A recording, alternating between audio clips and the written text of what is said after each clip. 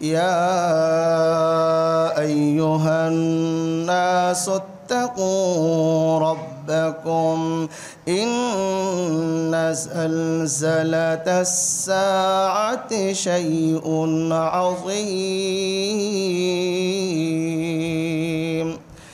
হে লোক সকল, তোমরা তোমাদের রবকে প্রতিপালককে ভয় করো। নিশ্চয়ই কিয়ামতের ভূকম্পন মহা বিষয়।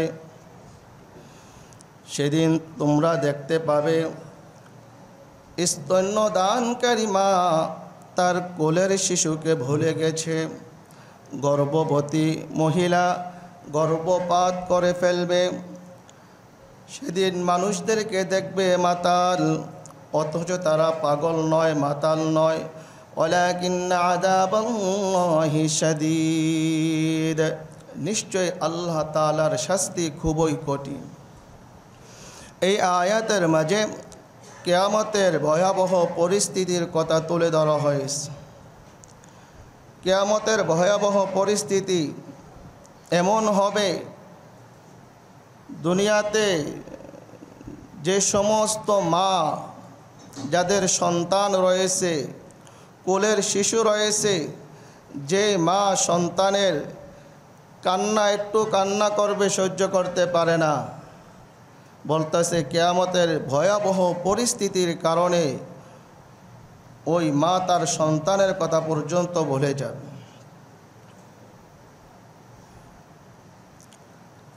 আর গর্ভবতী মহিলা কিয়ামতের ভয়াবহ পরিস্থিতির কারণে গর্ভপাত করে ফেলবে। যদি এটা দুনিয়াতে হয়ে থাকে তাহলে তো এটা বাস্তবতার সাথে মিল আছে। আর যদি পরকালে হয় তাহলে এর অর্থ হবে যে সমস্ত মহিলাদের কোলের শিশু রয়েছে, দুগ্ধ পান করা অবস্থায় যদি মহিলা মারা যায়, কিয়ামতের ময়দানে ওই মহিলা তার সন্তানকে নিয়ে উঠবে। আর যে সমস্ত মহিলারা গর্ভবতী অবস্থায় মারা গিয়েছেন, কিয়ামতের ময়দানে তারা গর্ভবতী অবস্থায় কিয়ামতের ময়দানে উপস্থিত হবে। আর মানুষদেরকে দেখতে মনে হবে পাগল, কিন্তু তারা পাগল নয়, বরং তাদেরকে কিয়ামতের বিভীষিকাময় মুহূর্ত, কিয়ামতের ভয়াবহ পরিস্থিতি তাদেরকে এরকম পাগল বানিয়ে দিয়েছে। রাসূল করিম সাল্লাল্লাহু আলাইহি ওয়াসাল্লাম হাদিসে বলেন, ওয়া আন তারাল হুফাতাল উরাতা গুরলা, কিয়ামতের ময়দানে মানুষ খালি পায়ে উলঙ্গ শরীরে খালি মাথায় উঠবে। আম্মাজান আয়েশা সিদ্দিকা রাদিয়াল্লাহু তাআলা আনহা রাসূলকে বললেন, ইয়া রাসূলুল্লাহ, আপনার স্ত্রীদের কি অবস্থা হবে, যে তারাও কি উলঙ্গ অবস্থায় কিয়ামতের ময়দানে উঠবে? রাসূল বললেন, হ্যাঁ, সমস্ত মহিলারা, সমস্ত মানুষ কিয়ামতের ময়দানে উলঙ্গ অবস্থায় উঠবে। তাদের মধ্যে সর্বপ্রথম হযরতে ইব্রাহিম আলাইহিস সালাতু ওয়াস সালামকে কাপড় পরিধান করানো হবে। বলে, ইব্রাহিম আলাইহিস সালাতু ওয়াস সালামকে কেন পরানো হবে? আমাদের নবীকে কেন আগে পরানো হবে না? বলে, ইব্রাহিম আলাইহিস সালাতু ওয়াস সালামকে দ্বীন ও ইসলামের জন্য সর্বপ্রথম উলঙ্গ করে নমরুদ অগ্নিকুণ্ডে ফেলেছিল। ওই তারই সম্মান স্বরূপ কিয়ামতের ময়দানে আল্লাহ তাআলা সর্বপ্রথম নবী ইব্রাহিম আলাইহিস সালাতু ওয়াস সালামকে জান্নাতি পোশাক পরিধান করাবেন। তারই সাথে সাথে আমাদের আকা, আমাদের মনিব, আমাদের সরদার, আমাদের মাতার তাজ সৈয়দনা জনাবে মুহাম্মদুর রাসূলুল্লাহ সাল্লাল্লাহু আলাইহি ওয়াসাল্লামকে কাপড় পরিধান করানো। এমনিভাবে পর্যায়ক্রমে সমস্ত নবীদেরকে, সাহাবায়ে কেরামদেরকে, ওলিদেরকে, সালেহিনদেরকে, সৎকর্মশীল পরায়ণদেরকে কাপড় পরিধান করানো। তো আম্মাজান আয়েশা বললেন যে সমস্ত মহিলারা উলঙ্গ অবস্থায় উঠবে, এটা তো লজ্জাস্কর বিষয়, লজ্জার বিষয় যে পুরুষেরা মহিলাদের দিকে তাকাবে, মহিলারা পুরুষের দিকে তাকাবে। রাসূল বললেন, হে আয়েশা, কিয়ামতের ময়দানে তিনটা এমন অবস্থা হবে, এমন পরিস্থিতি হবে, মানুষ একে অপরের প্রতি তাকানোর কথা দূরের কথা, কল্পনাও আসবে না। আমার পাশে মহিলা থাকবে, আপনার পাশে মহিলা থাকবে, পুরুষ থাকবে, আমি যে তার প্রতি তাকাবো, লক্ষ্য করব, দৃষ্টিপাত করব, এই তাকানো তো দূরের কথা, তাকানোর কল্পনাটুকু আসবে না। তিনটা অবস্থা, তিনটা পরিস্থিতি এমন হবে যে কেউ কারোর প্রতি ভ্রুক্ষেপ করার সুযোগও পাবে না, তাকানোর কল্পনা পর্যন্ত তার আসবে না।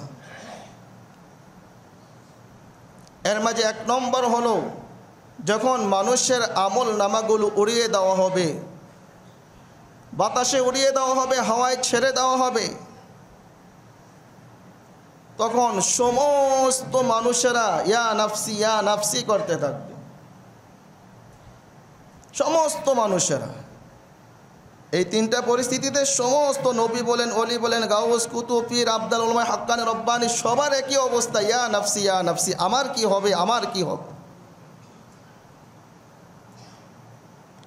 কারণ এই পরিস্থিতি এত মারাত্মক পরিস্থিতি হবে, যার আমল নামায় ডান হাতে পড়বে সে জান্নাতি, আর যার আমল নামা বাম হাতে পড়বে সে জাহান্নামী। এই জন্য সকল মানুষ পেরেশানিতে থাকবে, টেনশনে থাকবে যে আমার আমল নামা কি উড়ে এসে আমার ডান হাতে পড়বে, না আমার আমল নামা উড়ে এসে আমার বাম হাতে পড়বে। যাদের আমল নামায় উড়তে উড়তে এসে ডান হাতে পড়বে, আমার আল্লাহ পাক রব্বুল আলামিন মহাগ্রন্থ আল কোরআনে ইরশাদ করেন, ফাআম্মা মান উতিয়া কিতাবাহু বিয়ামিনিহি ফায়াকুলু হাউম ইকরাউ কিতাবিয়া। যাদের আমলনামা ডান হাতে এসে পড়বে, ওই ব্যক্তি আনন্দ চিত্তে কবর হাসরের ময়দানের বাসিন্দারকে বলতে থাকবে, লোকদেরকে বলতে থাকবে, দেখো দেখো তোমরা আমার আমলনামা, দেখো তোমরা আমার আমলনামায় পড়ো, আমার আমলনামা আল্লাহ পাক রব্বুল আলামিন আমাকে ডান হাতে দান করেছেন। ইন্নী যানাতু আন্নী মুলাকিন হিসাবিয়া। যখন দুনিয়াতে ছিলাম, দুনিয়াতে বসবাস করতেছিলাম, আমার ধারণা ছিল একদিন মরতে হবে, মৃত্যুর পরে আমি রব্বুল আলামিনের সামনে দণ্ডায়মান হতে হবে, রবের সামনে দাঁড়াতে হবে। যার কারণে দুনিয়া থাকতে কখনো কোনো দুই নম্বরই পথ অবলম্বন করি নাই, দুনিয়াতে কখনো খারাপ পথে চলি নাই, অন্যায় পথে চলি নাই, সব সময় আল্লাহকে হাজির নাজির জেনে চলেছি, আল্লাহ পাক রব্বুল আলামিনের ইবাদত করেছি। ইন্নী যানাতু আন্নী মুলাকিন হিসাবিয়া ফাহুয়া ফি ঈশাতির রাদিয়া। যাদের আমলনামা ডান হাতে এসে পড়বে, বলতেছে সে আনন্দ চিত্তে আরামদায়ক জান্নাতে থাকতে থাকবেন। ফি জান্নাতিন আলিয়া কুতুফুহা দানিয়া। জান্নাতের ফলগুলো তার নিকে ঝুঁকে থাকবে। জান্নাতীরা যখন জান্নাতে যাবে, তখন তারা আল্লাহ পাক রব্বুল আলামিনের মেহমান হয়ে যাবে। জান্নাতি কষ্ট করবেন, আমার রব সেটা চান না, বলতেছে জান্নাতি ব্যক্তি তার সিংহাসনে বসা থাকবেন, আর জান্নাতের ফলমূল সবগুলো তার কাছে এসে ঝুঁকে থাকবে। জান্নাতি ব্যক্তি বসে বসে অথবা শোয় অবস্থায় পেরে পেরে ফল খাবেন, সুবহানাল্লাহ। আর যার আমলনামা বাম হাতে এসে পড়বে, وأما من أوتي كتابه بشماله فيقول يا ليتني لم أوت كتابيا। আফসোস করে বলবে, লাম উতা কিতাবিয়া, যদি আমলনামা না দেওয়া হতো। পরীক্ষাতে যারা রেজাল্ট খারাপ করে, পরীক্ষা যাদের রেজাল্ট মানে ভালো পরীক্ষা দিতে পারে না, ওই সমস্ত ছাত্ররা কিন্তু মনে মনে তাদের একটা তামান্না থাকে যদি পরীক্ষার রেজাল্ট না দেওয়া হতো। আর যারা ভালো পরীক্ষা দেয় তাদের মনে তামান্না থাকে কখন পরীক্ষার রেজাল্ট আউট হবে, কখন পরীক্ষার রেজাল্ট দিবে, রেজাল্ট দেখবো, নিজে খুশি হব, আব্বা আম্মা খুশি হবে, স্কুলের টিচাররা খুশি হবে, এলাকাবাসী খুশি হবে।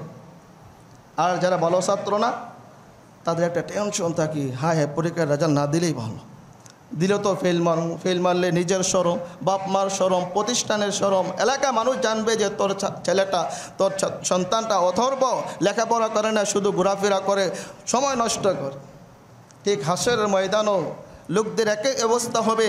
যাদের আমল নামা ডান হাতে এসে পড়বে, তারা হাসরবাসী লোকদেরকে বলবে, দেখো দেখো তোমরা আমার আমল নামা দেখো, তোমরা আমার আমল নামা পড়ো, আল্লাহ আমার আমল নামা ডান হাতে দান করেছেন। তার বিপরীত যার আমল নামা বাম হাতে এসে পড়বে, তখন সে আফসোস করবে যদি আমল নামা দেওয়া না হতো তাহলে কতই না ভালো হতো। ইয়া লাইতাহা কানাতিল কাদিয়া, যে মৃত্যু হয়েছিল ওই মৃত্যু যদি চূড়ান্ত ফয়সালা হয়ে যেত, মৃত্যুর পরে যদি আর কোনো কিছু সম্মুখীন না হতো, জান্নাত জাহান্নাম না থাকতো, আপনার ফয়সালা বিচার কার্যাবলী কিছুই না থাকতো, তাহলে কতই না ভালো হতো।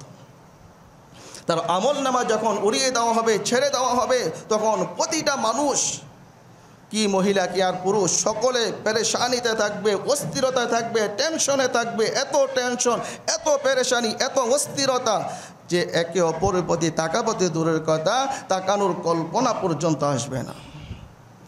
2 নম্বর, যখন আমল নামায় মাপা হবে, ওজন করা হবে,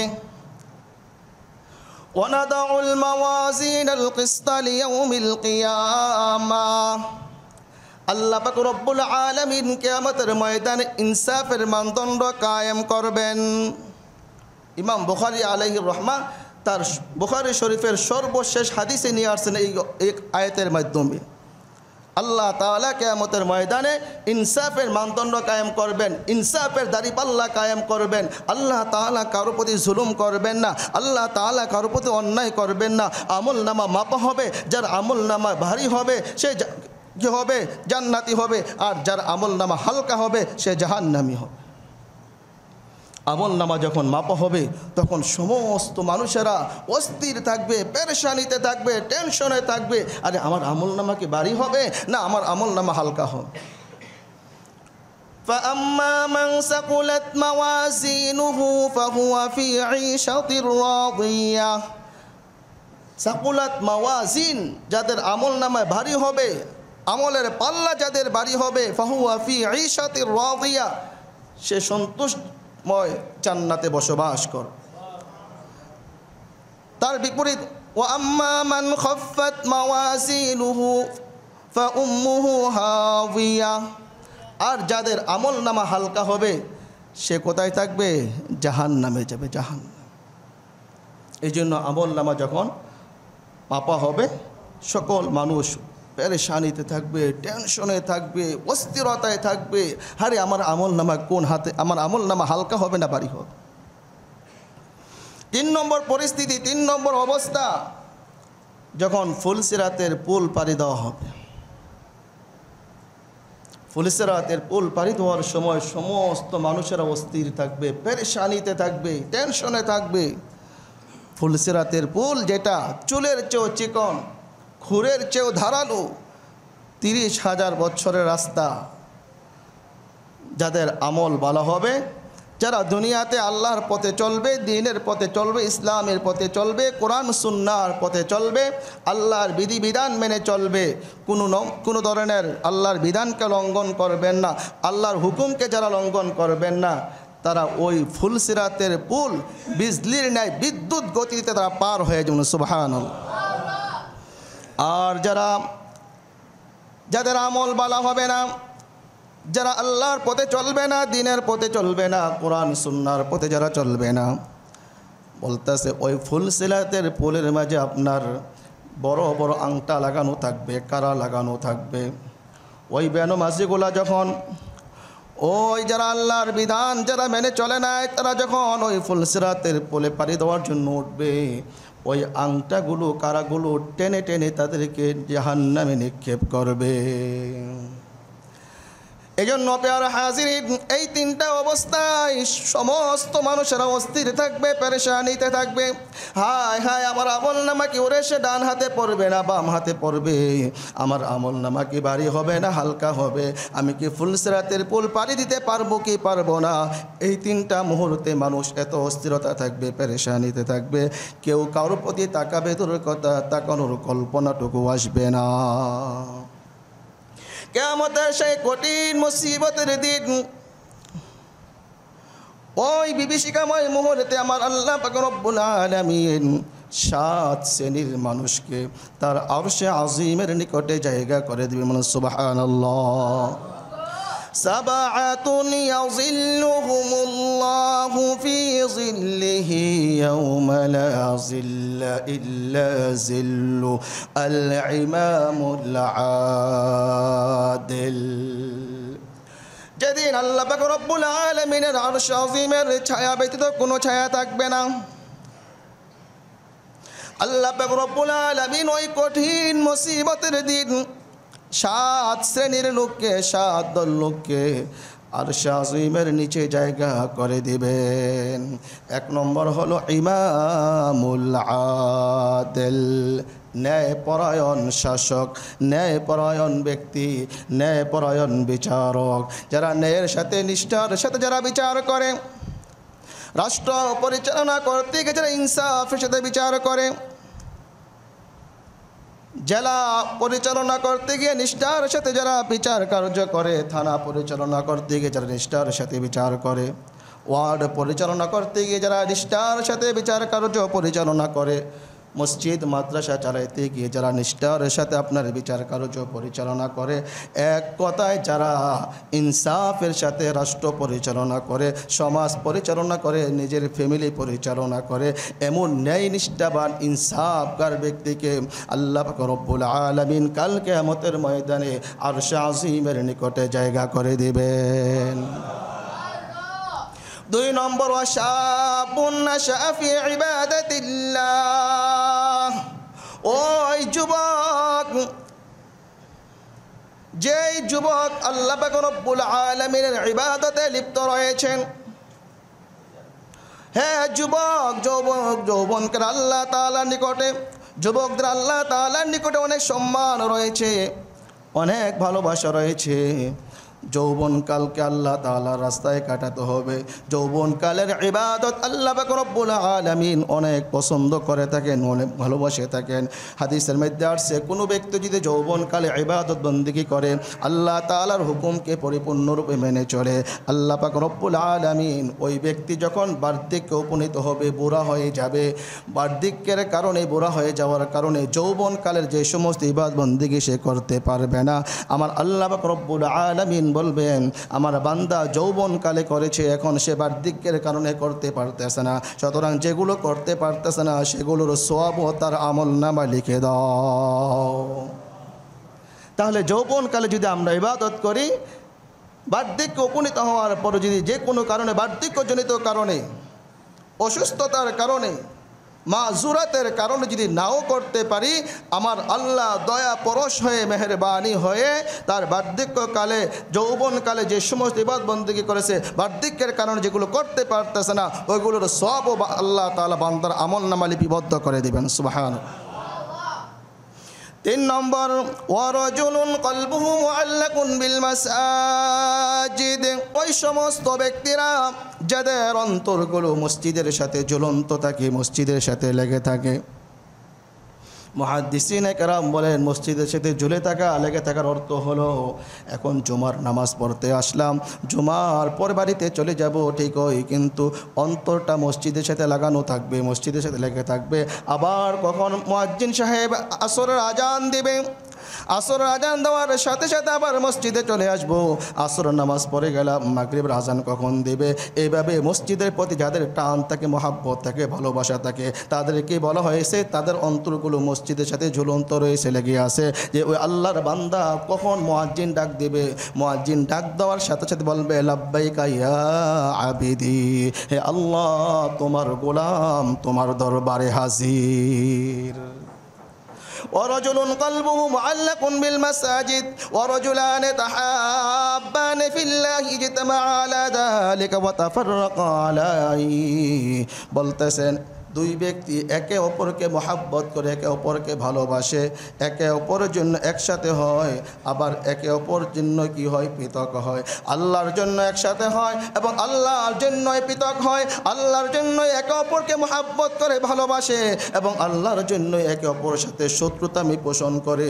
এটা কোনো দুনিয়াবি কোনো স্বার্থের জন্য নয়, দুনিয়াবি কোনো পথ পাওয়ার জন্য নয়, একমাত্র আল্লাহকে রাজি খুশি করার জন্য, একমাত্র আল্লাহকে পাওয়ার জন্য, আল্লাহর পক্ষ থেকে সওয়াব পাওয়ার জন্য, আল্লাহ তাআলার পক্ষ থেকে নেকি পাওয়ার জন্য ওই আল্লাহর গোলাম, আল্লাহর বান্দারা একে অপরকে মহাব্বত করে। এই জন্য হাদিসের মধ্যে আসছেন, মান আহাব্বা লিল্লাহ ওয়া আ'তা লিল্লাহ ওয়া আবগাদা লিল্লাহ ফাকাদ ইসতাকমালাল ঈমান। মানুষকে ভালোবাসবো আল্লাহর জন্য, মানুষের সাথে শত্রুতামি পোষণ করব সেটাও আল্লাহর জন্য, মানুষকে কিছু দান করব সেটাও আল্লাহর জন্য, কিছু দিব না সেটাও আল্লাহর জন্য। আমার নবী বলতেছেন সেই জন্য তার ঈমানকে পরিপূর্ণ করে ফেলল। তাহলে দুই ব্যক্তি একে অপরকে মহাব্বত করব, ভালোবাসবো, কিছু দান করব, কিছু দিব না, শত্রুতা আমি পোষণ করব, সব কিছু হবে মাওলায়ে পাকের সন্তুষ্টির জন্য, আল্লাহকে খুশি করার জন্য, আল্লাহ তাআলার পক্ষ থেকে সওয়াব পাওয়ার জন্য। দুনিয়ার কোনো নেতাকে খুশি করার জন্য না, দুনিয়ার কোনো এমপিকে খুশি করার জন্য না, দুনিয়ার কোনো মন্ত্রীকে খুশি করার জন্য না, সভাপতিকে খুশি করার জন্য না, মুতাওয়াল্লিকে খুশি করার জন্য না, সমাজপতিকে খুশি করার জন্য না, একমাত্র কাউকে ভালোবাসবো, মহাব্বত করব, শত্রুতা আমি পোষণ করব, সব কিছু হবে কার জন্য? তারপরে আমার আল্লাহ বলতেছেন, আল্লাহর হাবিব বলতেছেন, ওয়ারাজুলুন দাআতুহু ইমরাআতুন যাতা মানসাবিন ওয়া জামালিন ফাকালা ইন্নী আখাফুল্লাহ। পঞ্চম নম্বর হলো ওই ব্যক্তি যেই ব্যক্তিকে পরম সুন্দরী, রূপসী, সারসী, উচ্চ বংশীয় মহিলা তাকে অফার দেয়, আসো আসো আসো আমার সাথে তুমি তোমার মনের চাহিদা পূরণ করো। ওই আল্লাহর বান্দা তখন ডাক দিয়ে বলেন, হে আল্লাহর বান্দি, ইন্নী আখাফুল্লাহ, আমি আল্লাহকে ভয় করি। হে দুনিয়ার বান্দিরা, হে দুনিয়ার মহিলারা,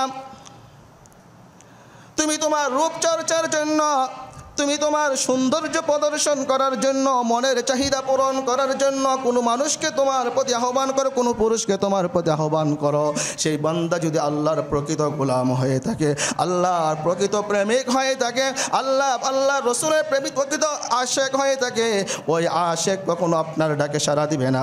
আপনি যতই সুন্দরী হন না কেন, রূপসী হন না কেন, যত উচ্চ বংশীয় হন না কেন, যত মালদার হন না কেন, ওই আল্লাহর গোলাম, যে আল্লাহর গোলামের অন্তরে আল্লাহর ভয় আছে, ওই আল্লাহর গোলাম আপনার ডাকে সাড়া দিবেন না, বরং বলবে ইন্নী আখাফুল্লাহ, ওই আল্লাহকে ভয় করতেছি, যে আল্লাহ আমাকে সৃষ্টি করেছেন, যে আল্লাহ আমাকে হায়াত দান করেছেন, যে আল্লাহ আমাকে রিজিক দান করেছেন, যে আল্লাহর সামনে একদিন আমাকে দণ্ডায়মান হতে হবে, দাঁড়াতে হবে, ওই আল্লাহকে আমি ভয় করতেছি, আমি তোমার ডাকে সাড়া দিতে পারবো না।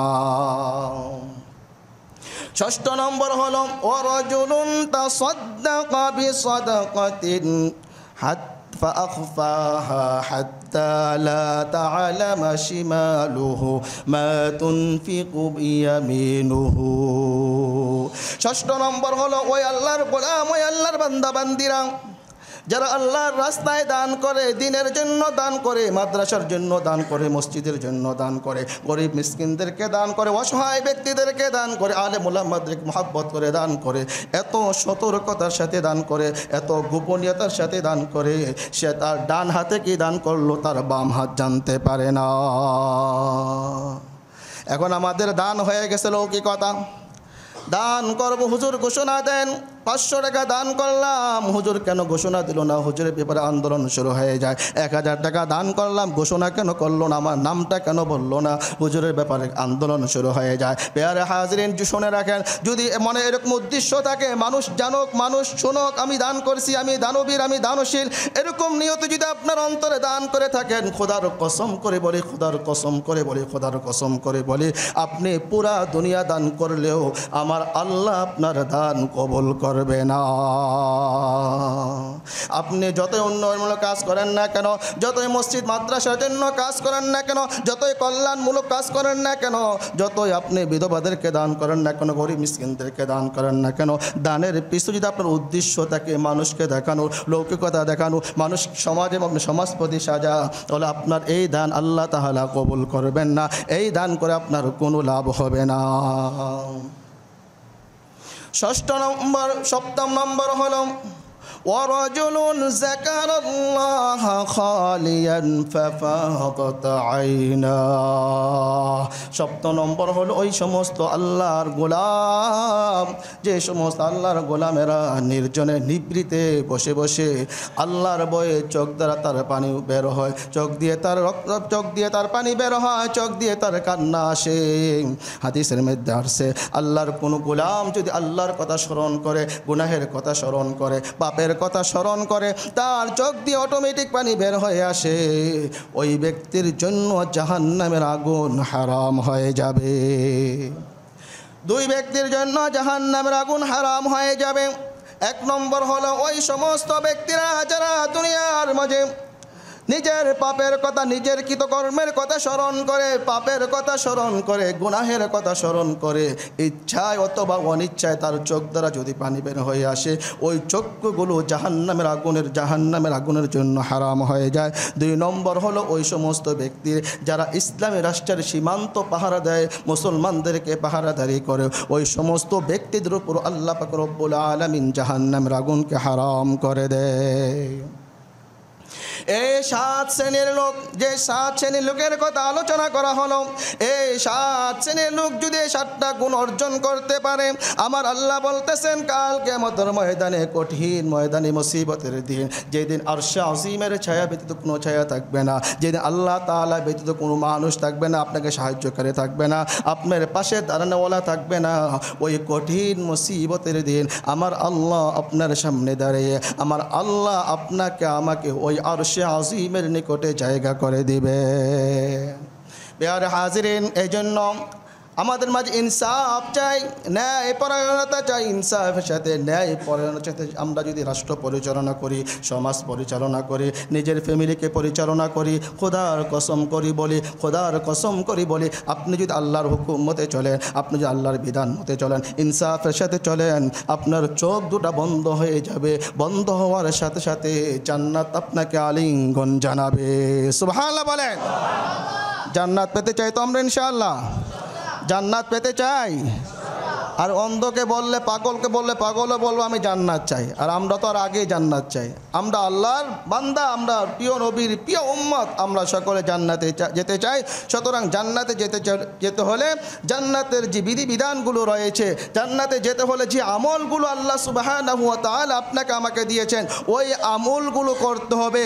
আমল করব না আর জান্নাত চাবো, হ্যাঁ চাকরি করব না বেতন চাবো, এটা বোকামি ছাড়া আর কিছুই না। চাকরি করেন, গোলামি করেন, গোলামি করার পরে আপনি মালিকের কাছে বেতন চান, মালিক আপনাকে বেতন দিবে। আপনি মালিকের কথা মানলেন না, আপনি মালিকের হুকুম মানলেন না, মালিকের প্রতি আপনি বিদ্যাঙ্গুলি প্রদর্শন করলেন, মালিকের বিধিবিধানের প্রতি তাওয়াক্কুল করলেন না, আর আপনি মালিকের কাছে কি চান? বেতন চাবেন। মালিক বেতন তো দিবে না, বরং আপনাকে মালিকের দরবার থেকে তাড়িয়ে দিবে। আমার আল্লাহ আপনাকে সৃষ্টি করেছেন, ওমা খলাকতুল জিন্না ওয়াল ইনসা ইল্লা লিয়াবুদুন, জিন জাতি এবং মানব জাতিকে আমি সৃষ্টি করেছি আমার গোলামি করার জন্য, আমার দাসত্ব করার জন্য, আমার ইবাদত বন্দিগি করার জন্য। আল্লাহর ইবাদত বন্দিগি করব না, আল্লাহর হুকুম মানব না, আর বড় বড় আশা রাখবো আল্লাহ রহমানুর রহিম, আল্লাহ গফুরুল গফফার, এগুলা বোকামি ছাড়া, ধোঁকাবাজি ছাড়া কিছুই হতে পারে না। ঠিক কিনা বলেন? এই জন্য আগে ইবাদত করেন, তারপরে কি রাখেন যে আল্লাহ দয়ালু, আল্লাহ মেহেরবান, আল্লাহ ক্ষমাশীল, তখন রাখেন। আপনি নামাজই পড়লেন না আর মনে মনে করলেন আল্লাহ দয়াশীল, আল্লাহ মাফ করে দিব, এটা কখনো হবে না, কোশ্চিন কালো হবে না। কারণ আল্লাহ তাআলা আল্লাহ রসুল হাদিসে বলছেন, যারা 5 ওয়াক্ত নামাজ গুরুত্ব সহকারে নির্দিষ্ট সময় বা জামাত আদায় করবে, তাদের সাথে আমার সাথে ওয়াদা রয়েছে, আমি তাদেরকে জান্নাতে প্রবেশ করাবো। সুবহানাল্লাহ।